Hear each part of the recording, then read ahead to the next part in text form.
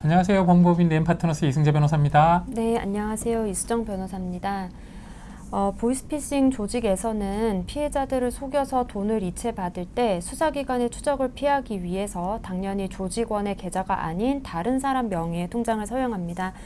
그런데 통장을 구하는 게 쉽지 않으니까 통장을 구할 때도 통장 명의인을 속여서 구하게 됩니다.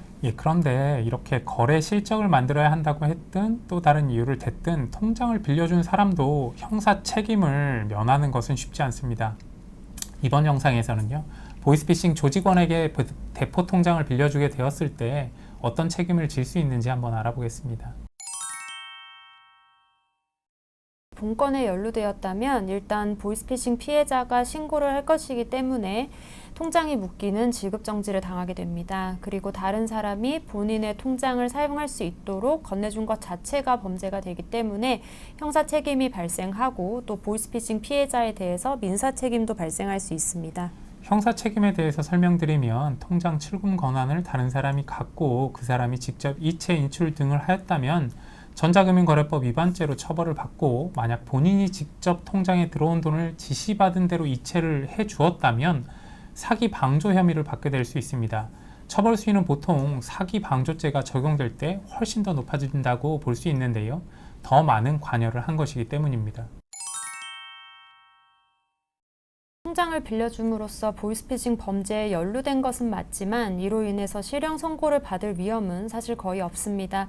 무척 다행인 일인데 범죄에 가담하는 것을 모르는 상태에서 현금을 전달한 현금 수거책보다는 훨씬 더 처벌 수위가 낮은 겁니다. 형사 책임이 인정되는 경우에는 기소유예나 벌금, 집행유예 정도의 결과를 받을 수 있는데요. 일단 실형 선고가 나오는 범죄는 아니니까 본인의 상황에 맞춰서 어떻게 대처할 건지 방향을 정해야 합니다. 비교적 경미한 처분이 나오는 것은 사실이지만 만약 공무원을 준비하는 등의 사정이 있어서 경미한 형사 처벌도 부담스러운 경우에는 기소유예나 무혐의를 목표로 대응하셔야 됩니다. 통장을 빌려주게 된 경위나 당시에는 이상한 점을 쉽게 알 수 없었던 이유에 대해서 수사기관에 충분하게 설명을 해야 선처를 받을 수 있을 텐데요. 사실 어떤 이유에서든 통장을 빌려주는 행위 자체가 잘못된 것은 많은 사람들이 알고 있기 때문에 어설픈 변명만으로는 형사 책임을 회피하기가 어렵습니다. 이런 점에 대해서는 형사 전문 변호사의 조력을 받는 것이 도움이 될 것입니다.